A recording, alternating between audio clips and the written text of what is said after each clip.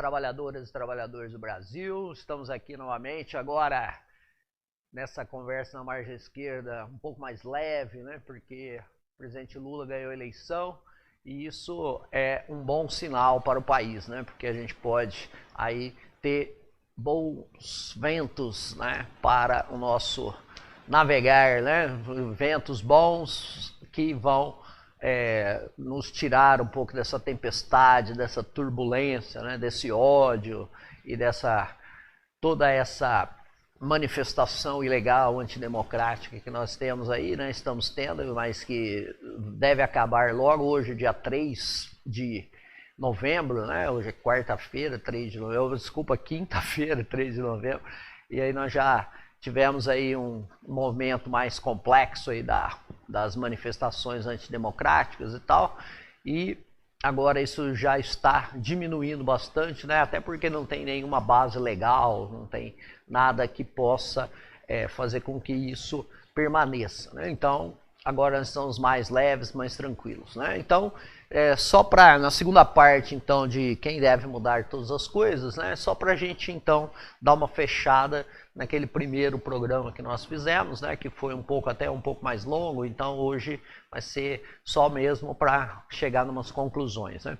Então, quer dizer, o fundamental aí, né? Que inclusive é uma pauta agora que o próprio presidente Lula já vai ter que lidar com ela imediatamente, né? Porque ele já foi convidado, né, pelo presidente do Egito para ir na COP27, né, que é nada mais nada menos que a 27ª conferência das partes, né, que discute a questão das mudanças climáticas, né? Então ele vai lá exatamente para mostrar, né, qual é o programa do Brasil para acabar com toda essa destruição que nós tivemos da Amazônia, tivemos destruição do Pantanal, né, ocupações ilegais das terras indígenas e tudo mais.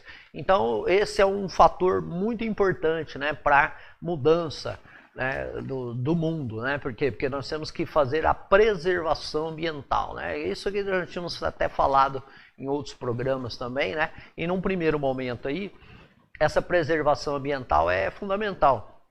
Então, não só recuperar, né, as terras, né, que foram devastadas aí, né, nesse momento, né, até com replantio e outras medidas, né, como também reforçar, né,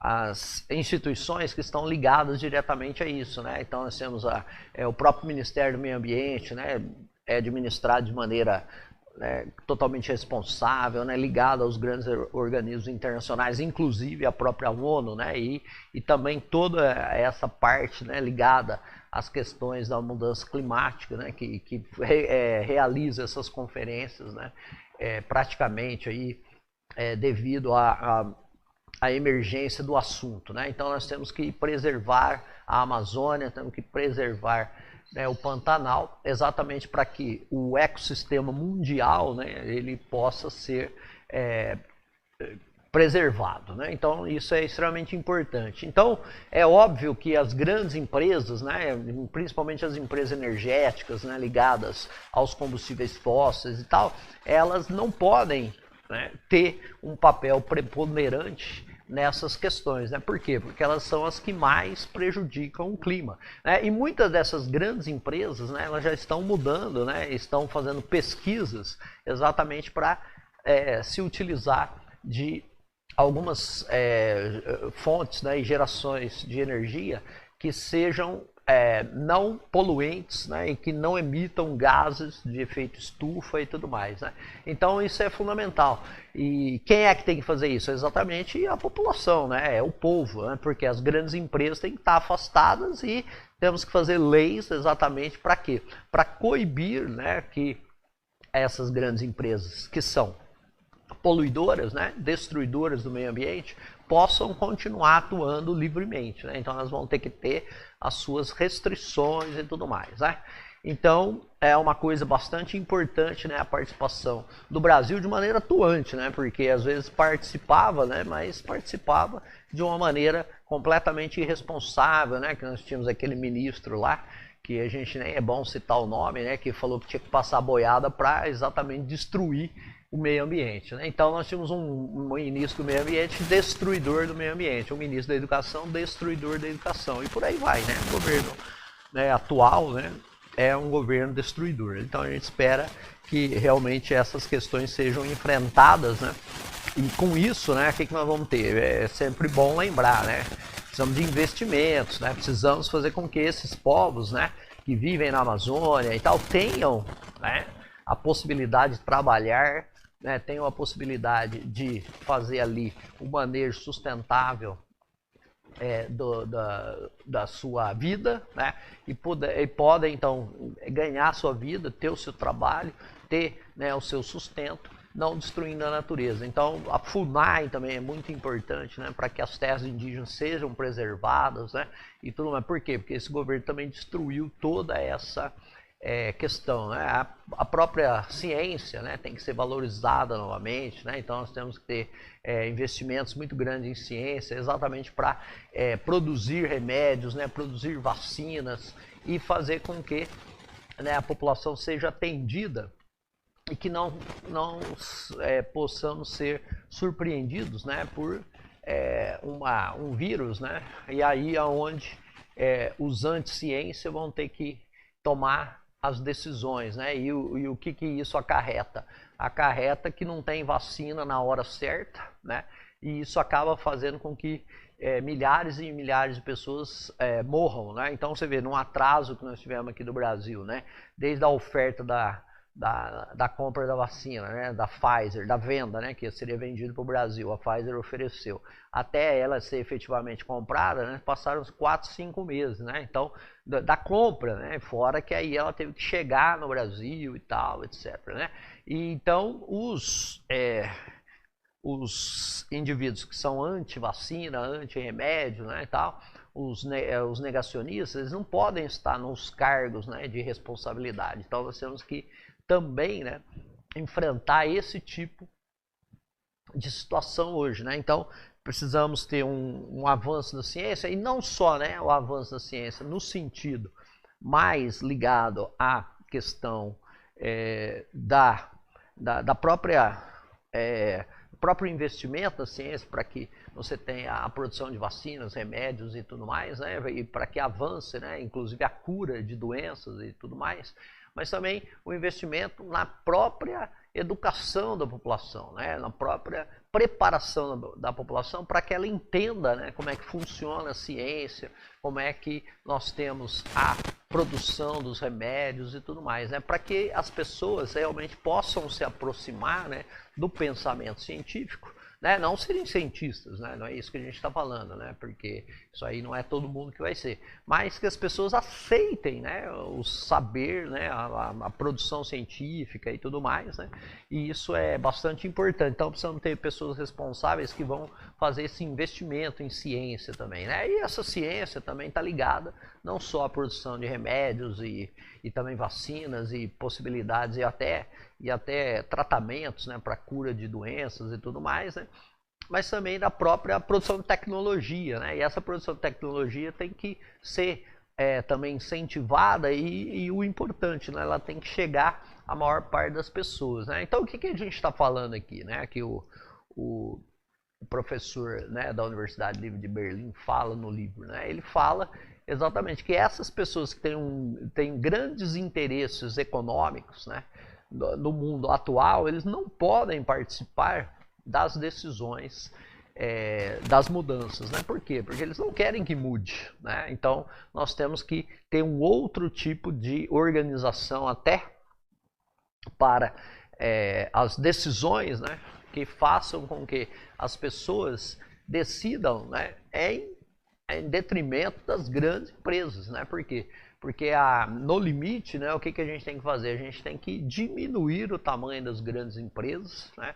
Fazer com que as empresas sejam cada vez menores, né? E com isso a gente possa ter, né, empregos mais para todo mundo, porque hoje o que acontece? Hoje nós estamos tendo um capitalismo, né, que não é nem monopolista mais, né? Ele é algo muito além disso, né? Um capitalismo financeiro e tal, e que você tem grandes transações financeiras pelo mundo e você não tem geração de emprego, né? Então você tem, parece que tem aí uma economia paralela, né? Onde as pessoas ganham milhões e às vezes bilhões, né? E isso não chega na economia real, né? O que é a economia real? A economia real é as pessoas trabalhando, né? As pessoas tendo o seu direito trabalhista respeitado, né? Tendo, né, a possibilidade do lazer, da cultura, da educação, né, do transporte e tudo mais. Então, hoje em dia, né, nós estamos tendo um capitalismo financeiro que até pela questão tecnológica está se tornando cada vez mais fácil, né, você fazer negócios, né, no mundo hoje. Então, ninguém quer também impedir os negócios e tal, né? O que tem que acontecer é que você tem que ter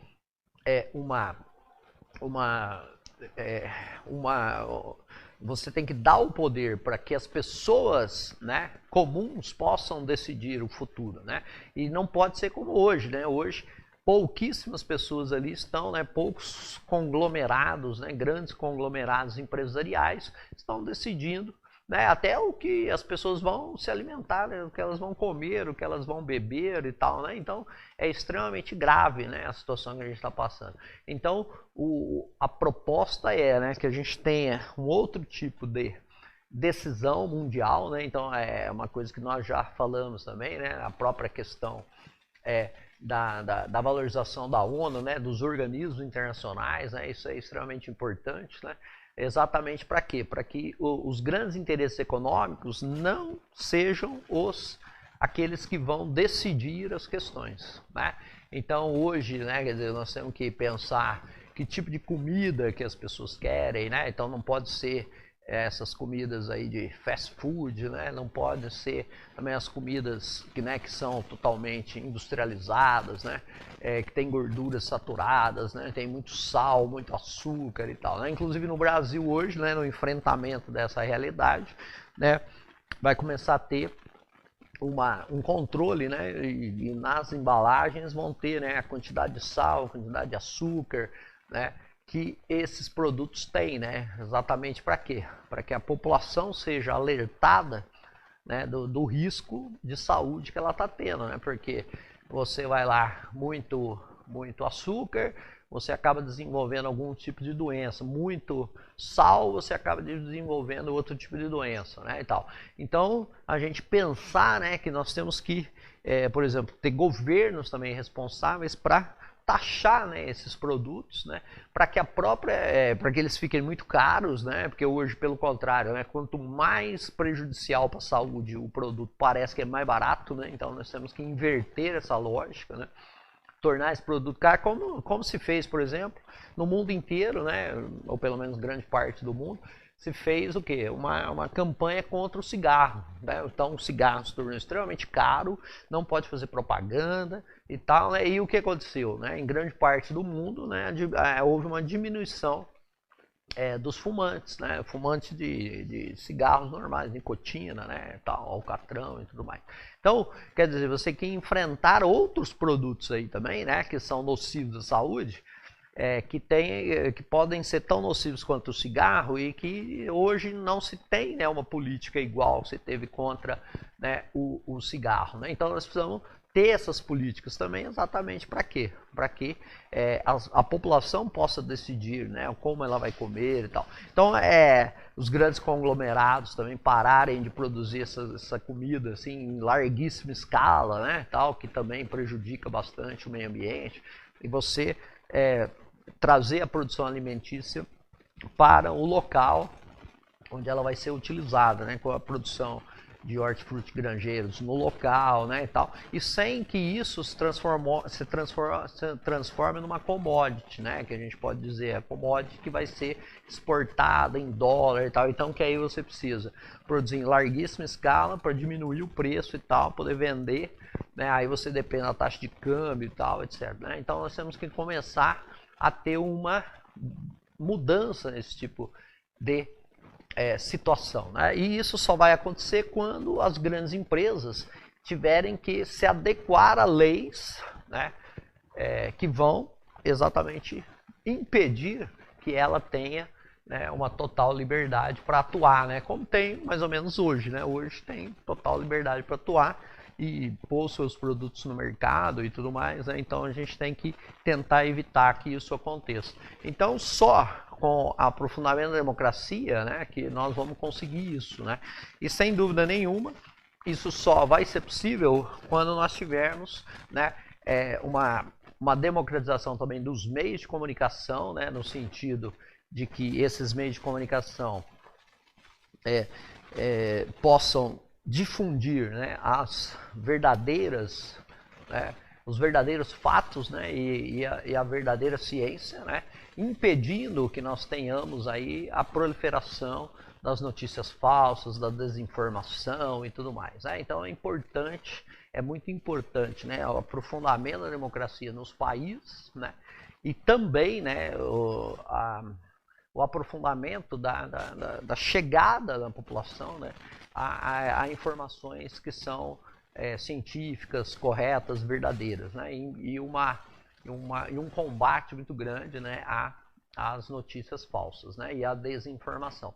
Então, e como é que se faz isso? É longo prazo, né? Não adianta, em longo prazo a gente pode fazer, mas tem que começar, né? Se não começar agora, né, então não é possível. Então, o que acontece? Lutar muito pela democratização interna dos países, né, acabar com essas ditaduras que existem por aí, né, fazer com que a população tenha cada vez mais participação política, né, e tal, e impedir, né, que as grandes empresas, os grandes conglomerados mundiais hoje, né, e tal, possam ter o poder de decidir as questões, né, como eles de fato fazem, né? Então, muito pelo contrário, não é mais esse globalismo, né, que pode tudo, né? Nós temos que ter, né, os limites aí exatamente para as grandes empresas, né? E, inclusive, né, fomentar, né, nessas grandes empresas a sua divisão, né, a sua diminuição, né? Exatamente para quê? Para que ela possa gerar mais emprego, possa gerar mais produção daquilo que a gente entende de ser a economia real, né? Não pode ser essa economia que a gente vê, a economia financeira, né? Onde você joga, né, seu capital, né, na bolsa aqui de manhã, depois à noite você já está de manhã no Oriente, então você joga de novo ali para ir ganhando dinheiro e tal, né? Então você aproximar, né, esse mercado financeiro aí, vamos dizer assim, né, esse mercado de ações e tudo mais, para uma economia real, né? Então você impedir que haja algum tipo de negociações, né, que são bastante lucrativas, né, e que não representam efetivamente um ganho, né, para os governos em termos de arrecadação fiscal, né, não geram emprego nos países e tal. Então nós temos que ter um controle desse mercado mundial. É extremamente difícil, né, mas é difícil exatamente porque nós temos uma sociedade do jeito que está, né, nós precisamos mudar, né? Então a mudança ela se dá exatamente com o aprofundamento da democracia, né, e os governos, né, também fazendo com que haja incentivando a participação popular nas decisões, né? Por quê? Porque sempre que a maioria tiver uma participação, né, aí bem informada, né, bem orientada, né, pelo pensamento lógico, racional, científico, né, nós poderíamos ter melhores decisões, né? Nós podemos também ter, né, decisões de pessoas, né, que estão ligadas a outro tipo de, né, lógica, né, que seja uma lógica religiosa, uma lógica que por exemplo, ligada a problemas ou as paixões e sentimentos, né, que isso pode acontecer, mas isso não pode ser o decisivo, né? Nós temos que ter, né, uma informação correta, né, lógica, racional, científica, e isso tem que chegar na maioria da população, né? E a população tem que começar a aprender isso, né? E deixar de lado as outras, né? Porque ninguém vai impedir que as pessoas tenham a sua religiosidade, seu espiritualismo, né? E tal. Mas só que isso não vai ser a base, né, das decisões políticas, né? Econômicas, sociais, né? Porque as decisões políticas, econômicas, sociais têm que ser decisões bem pensadas, né, racionalizadas, né, baseadas em fatos, né, e não baseados em simplesmente ideias, né, que são abstratas e tudo mais, tem que ser baseadas realmente na questão ligada ao racionalismo, à ciência, né, e às informações corretas, né? Então, é mais ou menos isso, né? Então, quem deve mudar todas as coisas realmente é a população, é o povo, né? Mas aí o povo tem que tomar essas decisões aí com uma boa orientação, né? E isso é fundamental, então, para os governos, né? Além de aprofundar a democracia, né, com a participação popular em conselhos, né, em decisões que são ligadas, inclusive, a plebiscitos, né, referendos e tudo mais, né? Também um aprofundamento muito grande da educação, né, e também da cultura, né, para a população, né, para que a gente saia, então, um pouco dessas questões mais ligadas aos sentimentos, né, às questões religiosas e tudo mais, né, que são questões de foro individual, né, que não podem ser a base para as decisões coletivas, né? Então temos decisões coletivas, democráticas, né, mas dentro de uma lógica racional e científica, né? Então era só para a gente terminar aquele esboço que a gente fez no primeiro dia, né, de quem deve mudar todas as coisas, e aí na parte 2 é isso aí que a gente tem de recado hoje. Valeu, muito obrigado, trabalhadores e trabalhadoras do Brasil, e 2023 será melhor. Valeu.